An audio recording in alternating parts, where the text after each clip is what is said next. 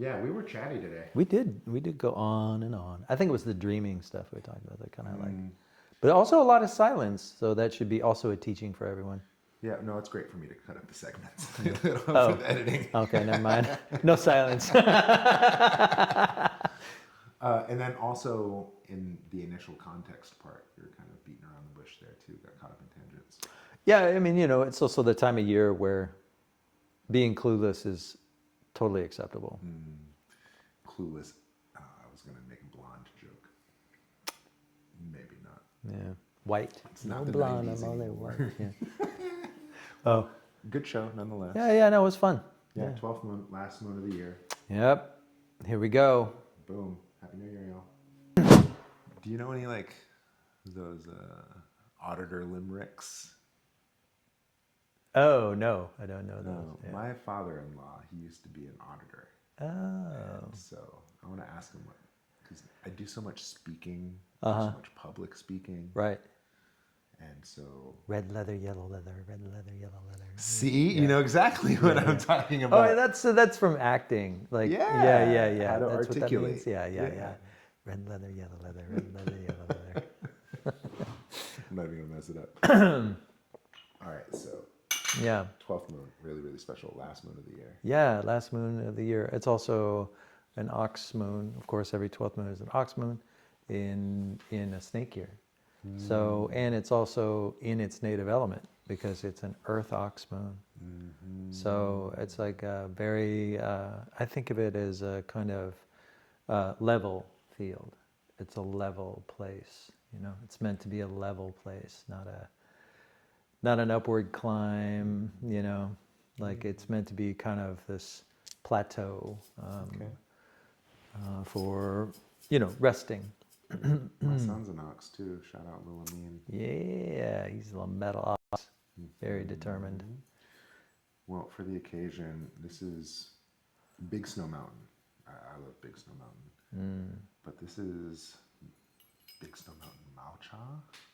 It's like just the leaves, just dried, rolled once. Wow.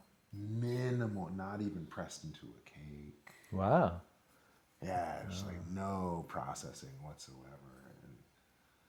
And Big Snow Mountain in the raw. Big Snow Mountain. Yeah. I've had it for a number of years. I can't remember where I got it from. I can't remember the vintage. But I only got so much left. Yeah, that's yeah, it smells amazing. Let's see how it tastes.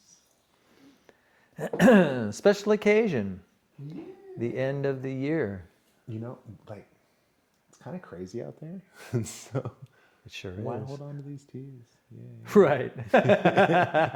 Who knows how long I can enjoy them? Well, yeah. I mean, enjoy them. and a lot of people have talked about. I've been, studying for years, as you know, and like part of my approach has been, I don't want to hear anybody else. I just want to study Liu Dao, and so having done that for as long as I have, this has been the first year where I'm like, okay, let's see what everybody else is saying, and it's been really amusing. Yeah, I mean, the thing that I'm most amused by is this notion of shedding skin. That somehow we're supposed to shed skin in preparation for the new year, and I understand that's kind of a common trope, of empowerment, and so we're sort of New year, new you. Yeah, new year, new you. Also, kind of the end of the snake, shedding skin, etc. And I'm always like, no, that was fall. Like fall was the time to really shed skin. That's true. Yeah. And in Chinese medicine, fall is metal, metal is lung, Metal lung is skin. yeah. It's the editing time. Lines up. Yeah. So there's not much room left for shedding at this point. And wood snake, come on, you're not even a snake that sheds. You're an earthworm. Yeah. You basically, Yeah. you're a garden snake. Yeah. Like step on you walk right past it, you don't even notice it.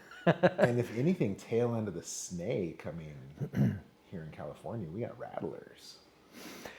Yeah. Well, there's also right. Yeah. So yeah, you could have I mean, then that also happened in the last snake years. Like the tip of the snake was like these, and we've already seen that, right? We've already seen these like incredibly horrific political events, Yeah. that are just sort of illustrating the patterns that we've been observing all year, which has been kind of the recommendation of the wood snake years. Pay attention to the patterns, because you have to think of these years as a continuity of experience, not like snake is over now horse, like that doesn't work like that. It will work its way into horse. And so the patterns that we've been observing in the snake year, I say, are the horse you're riding in on. Like, and but if you're worried about shedding skin and you're too tired to do it, that's good. That's good. That's actually good. You're in touch with the season. Like I don't have the energy to shed skin. Yeah, well, wait till spring. Because the first 2 moons of this new year are metal moons. Like it's a metal tiger and a metal rabbit. So it'll be there. Shedding will be there. Available for you if you need it. Yeah. And spring's very good. I have a whole agenda for spring, like to clear out closets and get rid of things, like that's highly recommended in the first moon. Highly recommended. Like strip it down. Strip it down. Yeah, that metal, that's clearing, that's boundary setting, that's also self-reflection. Yeah. Self-reflection. Mm-hmm. Yeah. And It's the bronze mirror. Yeah. I remember Ming would talk about how metal is quite spiritual. And, it's self-awakening and relationship with divine is available in metal. And the metal tiger in particular is extremely strong for exactly that. But it's a little bit like I quit smoking, and you just rip it off. You just rip off the Band-Aid in this kind of like very fresh and vigorous kind of way. That's deeply uncomfortable, but it's lasting. Like it is the one thing you finally, the straw that broke the camel's back, and now you're ready. And like that is very much available in the first moon. So I think it is important to talk about like the 12th moon as a level place. Don't try to get too crazy. Like, see if you can just kind of be in a holding pattern of some kind. Because you have to think of yang as, at this time, it's stirring, right? But it's kind of like pregnancy. Like, can't do much. And like, you can't really tell if it's there or not. But sometimes it'll kick, So the thing you don't want to do is go running. Don't run while you're pregnant. Like, you should, no running while pregnant. Yeah. So there's a vulnerability there. So you definitely want to keep it simple. Because there is a transition happening. This is an Earth moon, natively an Earth moon in the calendar. And Earth moons always act as a bridge between 2 seasons. So the ox moon is always a bridging moon. It's always an Earth moon. So happens that the element that we have in the cycle of time matches up with that Earth energy. So it is a little bit like keep calm and not talk too much. Yeah, nothing to say really. Yeah, and just move along. Anytime that you speak to what I'm journaling about. It's creepy, no? Yeah, it's super creepy. Yeah, because I think I just wrote, it was speech is silver, silence is golden.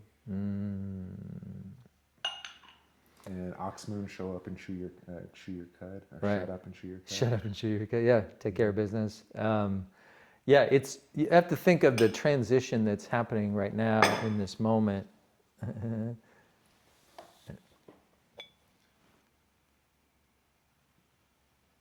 There's that viral barbecue guy. It's like, he calls it Tenderlicious or Tendertown or something like that. Oh.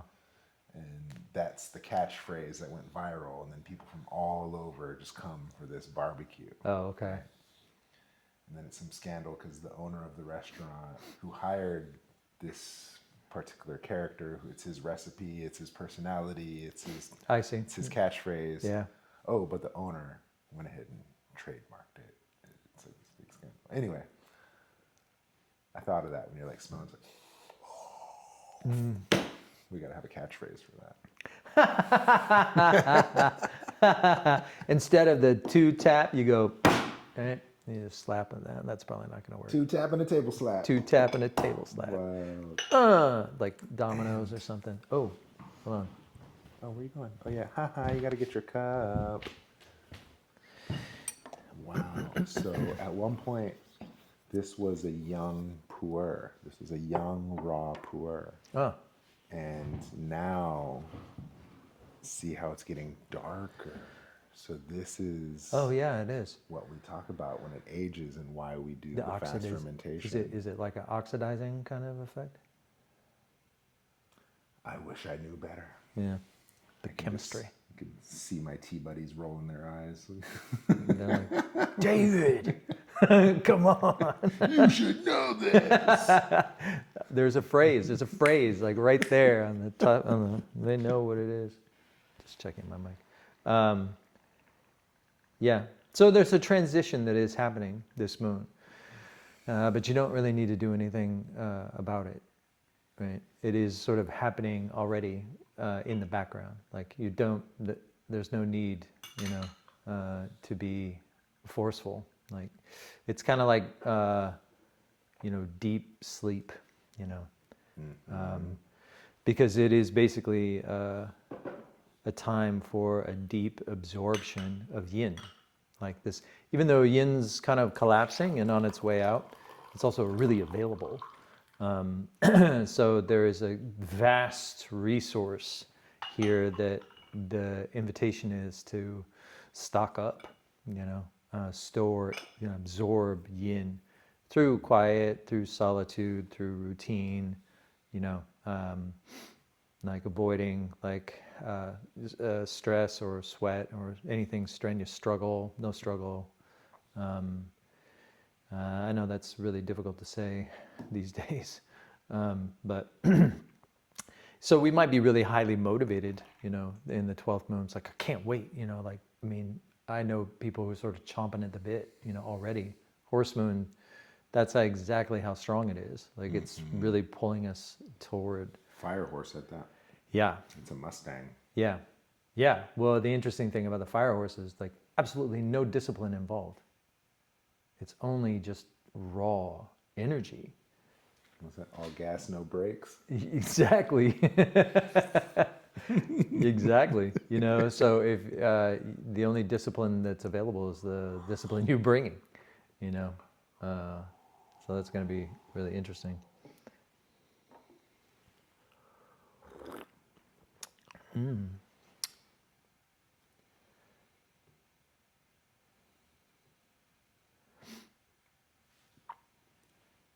I shut us both up.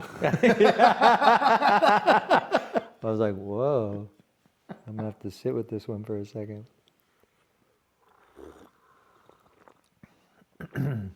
How very ox. All right, so yin, earth ox, feminine quality. Earth also has kind of a feminine, motherly, nurturing tone. Yeah, this is Shiwangmu. It's the Shiwangmu moon, So the great mother of the West. Basically, your Taoist, Jemima. Your Taoist shaman, and would be making offerings to Shiwangmu for essentially safe passage. And Shiwangmu, actually, when she rolls up to heaven, she leaves behind her entourage, who then serve as a kind of like the jade ladies and the nymphs and all that stuff. Isn't she like the herb goddess too? Well, yeah, she's very old. Yeah, so there's it doesn't originate with any one tradition. Up to heaven.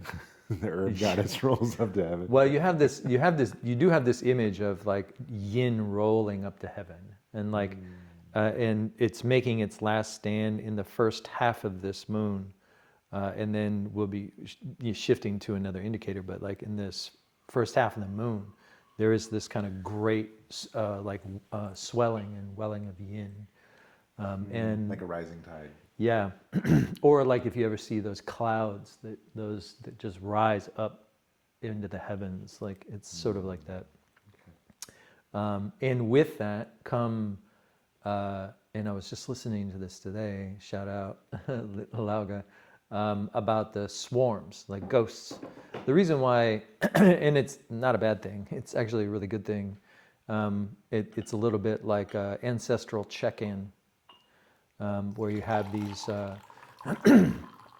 great swarms of ghosts that actually like sweep through the land, and yes, can cause illness, but they're sort of tied to. It's like a retrospective of our behavior for the year. So our general recommendation is to kind of keep calm, carry on, and work through, be responsible, uh, you know, engage through austerity, you know. So you're not trying to do big movements. You're no pretense. You know, there is this kind of steady she goes, stay close to home, clear out spaces, clean spaces, purge, in order to create space for spring to actually arrive. And part of that is a kind of ancestral dialogue, because they sweep through the environment in these great clouds, and commune with us. And essentially, it's a retrospective of your year. So this is kind of like end of the year, like, you know, New Year's Eve, think about your life. Yeah. So it's a month long, or at least a 2-week long process in this calendar of a similar kind of thing. But it would require you to be at home in this kind of place where your ancestors can reach you. That's how ancestors reach you, fragrance. Yeah. You're just sitting here talking to me, and it's like, Yeah, it's fragrance, it's food, it's, you know, all the sensory apparatuses of your life and home, and, you know, familiar sounds and fragrances and people and foods that you share. Like, it's deeply communal. And, you know, and a lot of this has to do with, like, you know, we talk about Tao as like the great background, yeah, but also your blood is the great background. It is like how things sort of come and go on their own, right? And when we talk about the Tao, in a sense, a continuity of life, that if you plant a seed from an apple tree, you get an apple tree, right? Like, there's a great continuity in that through nature. And so it is with human beings. Like, we're all the live wriggling end of a long line of dead people, you know, and we're carrying on some of the stories and the traits, you know, of their life too, and adding, yes, our own unique spin, but we're making a contribution to like a larger thread of continuity. And we're always doing that. Like, we never not do that. So in the 12th moon, there is a kind of retrospection and also potential retribution, you know, for past misconducts, but it also great capacity for resolution as well, you know. So being talked about like hot diseases, you know, hot becomes sticky in the body. But if you actually rest and like disconnect from those habits, right, and relax, then you have this chance of the cold kind of coming into your body and dislodging the heat, right? So you can change these things just by like living with the time. And maybe you get sick and you have fever and you release, you know, but if you get sick during this time and then you get better, that's a resolution of a ghost, you know, that's the idea. So all of this stuff is like we're all heavily intertwined. I think the interesting thing about the 12th moon is that it's deeply animistic. You know, in our culture, if we're residing in an environment that was created by somebody else, and it's our job to rule it, then why wait? There's nothing to wait for. You just go because your creator told you to. You know, if you're in a theistic culture. But if you're part of nature, and if you're actually deeply a part of nature, then there is a period of time where you have to wait to be invited. Sounds like Dracula. Dracula. Where did that come from? You have to wait. You have to be invited to come in. Oh, wow. You went to vampires on that? Wow. Okay, yeah. And not just and not just wait to be invited. You also actually have to court spring. Hey, You gonna be in romantic again? that romance is just real. But you have to sing it. You have to sing it, or you have to practice it in some way to get, to remind nature, like, hey, remember, spring is coming. We have to remind nature, to invite us. Like, you have to be like, hey, you're gonna take me to the party, right? Like, remember me? I'm your cousin. Yeah. Oh. I think it's like that. It's kind of like understanding that you're beginning a dialogue again, right? So you're continuing an old dialogue and you're about to begin a new one. So this is where we start to talk about like Ganying again, because this idea of fundamental to this cosmology is that you only live in the world of your actions. The only world you ever live in is one that's shaped by your actions. And this is the very meaning of reciprocity, right? That everything you do creates the world you live in. And so there's all kinds, this is the reason why Confucian society is so heavily based in ritual, is because those actions are creating a certain kind of world. Mm-hmm. So Ganying is this sort of first taste of like what resonates, and then paying attention to what resonates, then you become more inspired and to create a certain world that is in alignment with that resonance. So, it sounds complicated. It's really not. It's like you wake up in the morning and you're like, I want green tea instead of black tea, or I feel like pancakes or cereal. Like it's constantly happening. Your appetite's always involved, in everything that you do. So there's something really special about that experience, and having that sense of continuity of appetite and a continuity of experience be linked to, previous generations, and to understand that like I don't exist in a vacuum. Again, in this cosmology, I was not created by anything other than my mother and my father, who were created by down the line. So we all share a story. And like when we sit around and slurp noodles together, like all ghosts are resolved, like, because there is this kind of belonging, and sense of togetherness that when stuff comes up, you kind of work through it and you find your way to the end of it, right? So it is this kind of circulating archi, right? Circulating archi in place, inside this kind of safe, well-known container. There is a risk when it comes to the 12th moon of stagnation. So you do want to nurture and you want to nourish yang inside, but not to the point, don't go running when you're pregnant. Like not to the point where you're risking sweat or overexertion, but to nourish your kidneys and things like that. So, see what I did there? yeah. Yeah, there's a qigong for all that. For sure. Alley-oop.